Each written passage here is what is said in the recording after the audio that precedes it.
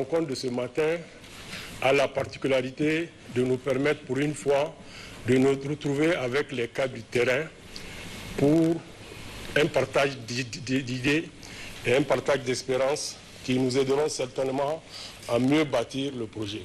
Renforcer l'État déconcentré pour lui permettre d'exercer un meilleur pilotage des politiques sur le territoire.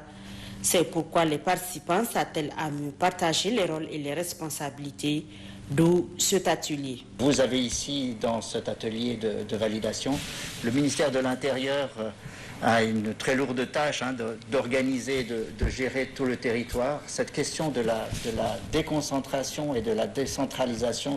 L'objectif aussi de votre atelier, d'avoir une approche à la fois au niveau centralisé, qui est très important, le niveau centralisé pour donner les impulsions, pour contrôler, valider et puis éventuellement évaluer. Et puis les niveaux déconcentrés au niveau des régions, des gouverneurs, des départements, les préfets. Il s'agit pour les partenaires techniques et financiers d'accompagner les autorités administratives à relever les défis actuels. Les premiers dirigeants du Niger ont réussi à faire souder tout cela. Et il faut dire aussi que l'héritage colonial l'avait favorisé également, parce que le découpage administratif était fait, intelligemment fait. Je ne fais pas l'éloge de la colonisation, mais il faut reconnaître aussi les aspects qui ont permis et favorisé le développement par la suite d'une administration cohérente. Au regard de la situation du pays, les acteurs locaux doivent être renforcés afin de promouvoir le développement local.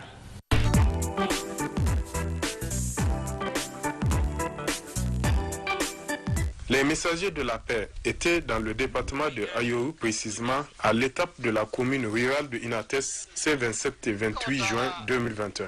La haute autorité à la consolidation de la paix, conformément à sa mission, à travers cette caravane de sensibilisation, promet la paix et la cohésion sociale, a laissé entendre Mme Ramotou Ibrahim Yakouba, émissaire du général Abou Taka, pour rassurer les populations quant à l'engagement de la HACP à les accompagner pour le retour définitif de la paix. Nous sommes venus écouter vos préoccupations en matière de paix et les solutions que vous préconisiez, a poursuivi l'émissaire. Par le truchement des autorités départementales et communales, les populations de Inates ont manifesté leur adhésion à cette initiative de la HACP. Les différentes préoccupations sécuritaires et les solutions envisageables des populations de Inates ont été entendues par les messagers de la paix à l'issue d'échanges interactifs.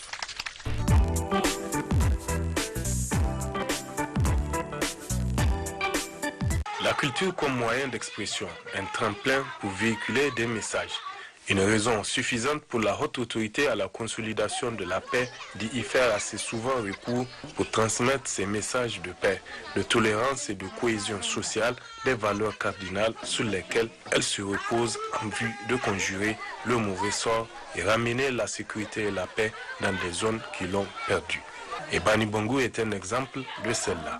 À travers ses activités socio-culturelles, la HACP met en effet en compétition plusieurs groupes artistiques dans plusieurs domaines, chant, skate, poèmes, danse, théâtre, mais un seul objectif et un seul thème, la paix et tout ce qui y concourt. Le jury s'est réuni et nous avons d'abord déterminé quels sont les critères d'appréciation des différents éléments présentés. Le thème général existe partout dans les trois prestations. Et en dehors de ça, il y a la maîtrise de l'ordre, c'est-à-dire la mise en scène. Et nous avons aussi soulevé comme thème abordé. Par exemple, le village applicatif, ce sont des valeurs cardinales dans le cadre donc, de la paix. Ici, c'est à travers le projet Redressement Tillabéri, financé par l'Agence française de développement, que la HACP met en œuvre la présente activité socio-culturelle pour que tous ensemble militent en faveur d'une cohésion sociale solide et une paix durable au Niger.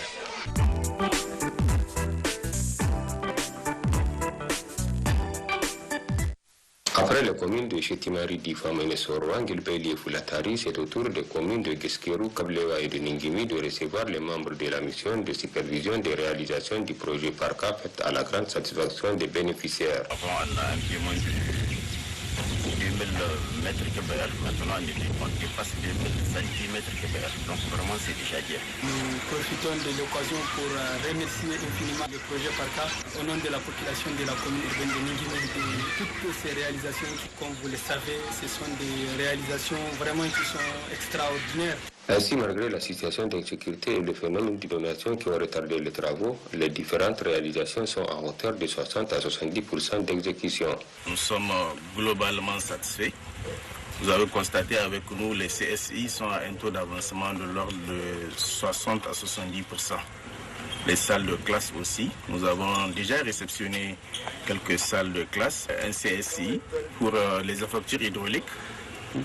On a lancé un projet à Inyemi sur 3 lots. C'est-à-dire que les travaux avancent bien.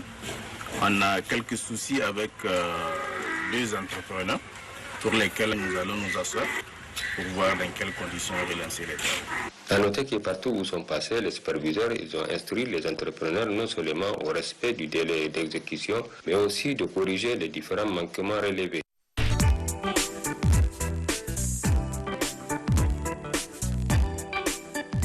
Ce sont les 5 arrondissements communaux de Niamey qui tiennent simultanément leur deuxième session ordinaire. Le conseil de ces arrondissements communaux, avec à leur tête les différents maires, statue sur plusieurs points purement corporatistes. Nous avons procédé à la deuxième session qui consiste de faire la situation qui est une obligation de l'ordonnance 2010-55 du 17 septembre 2010. Nous sommes là pour débattre de 6 points inscrits à l'ordre du jour, tels que le règlement intérieur, le budget. Nous avons l'examen de l'exécution du budget au 31 mai 2021. Nous avons la proposition de nomination d'un secrétaire général. Nous avons également la synthèse des propositions pour le développement du cadre du développement de la ville de Niamey. La mise en place de commissions spécialisées et des communications sur certains sujets poignants sont également au programme. Au niveau de la communication, donc nous ferons intervenir tous les techniciens, les différents directeurs de services pour qu'ils nous édifient sur l'agriculture par exemple, la voirie, le génie rural. Il y a aussi un troisième point, la mise en place des commissions spécialisées, l'état des lieux des journées d'action communales. Il y en aura 5. Ces sessions ordinaires d'arrondissements communaux simultanément organisées dureront 4 jours. Après ces assises, chaque arrondissement communal jouera sa partition avec parcimonie.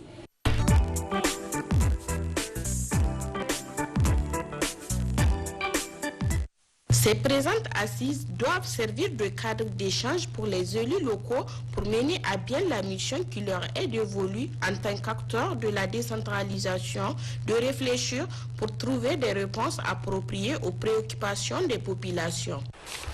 Les objectifs répondant aux attentes énormes des populations, il convient d'identifier les acquis pouvant être capitalisés, de formuler une vision claire. Procédant à l'ouverture des travaux, le président du conseil de ville de Tawa a dégagé les points inscrits à l'ordre du jour. Lecture, amendement et adoption du règlement intérieur, mise en place des commissions spécialisées, bilan de la coopération décentralisée avec le département de Saône-et-Loire en France, exposé des partenaires sur les situations de leur activité dans la ville de Tawa, projet Paris, PP2E, PRODAF, ONG en or. Démarrage de la campagne agricole 2021-2022, appui en semences. Vente à prix modéré du maïs. En divers, nous avons la désignation de notre représentant au CESOP. D'une manière générale, il s'agit pour les conseillers de planifier, de représenter et défendre les intérêts de la ville de leurs concitoyens pour bâtir la cité.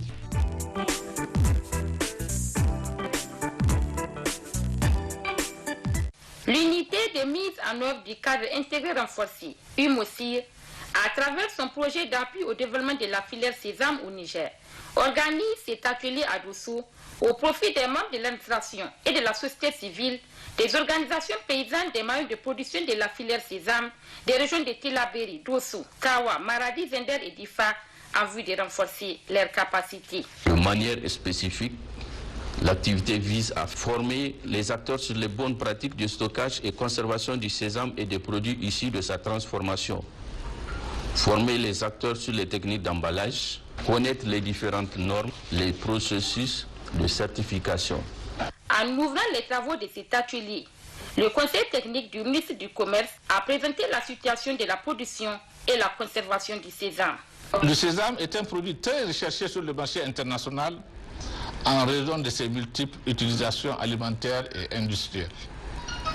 En effet, un bon conditionnement et le recours à un emballage approprié avec marquage de l'origine du fournisseur, de l'année de production, de la variété, de la composition sont de nature à améliorer la valeur ajoutée du produit. Durant 4 jours, les participants suivront la formation sur les techniques de stockage et de conservation du sésame et aussi de l'amélioration des emballages et l'étiquetage de ces produits dérivés.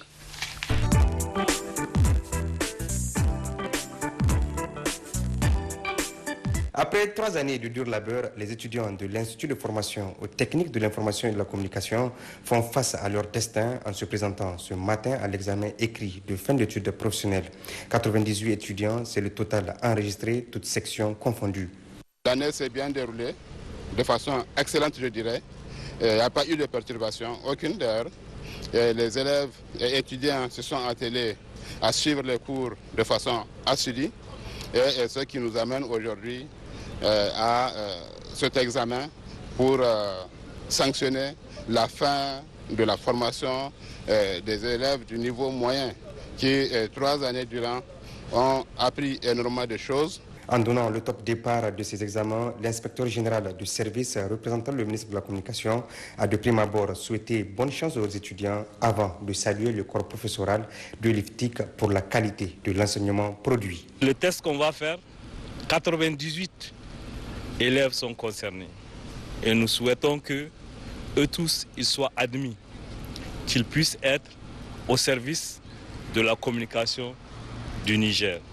C'est extrêmement important, n'est-ce pas? Ça permettra d'une part d'informer et de sensibiliser les Nigériens par rapport aux préoccupations du moment. La paix, la santé, la sécurité et j'en passe. Donc vraiment, c'est une joie immense. Au nom du ministre de la Communication, j'ai tenu à être là pour les féliciter et les encourager pour la suite. A noter que cet examen de fin d'études professionnelles du niveau moyen durera 24 heures et quant aux soutenances, elles sont prévues pour le 14 juillet 2021.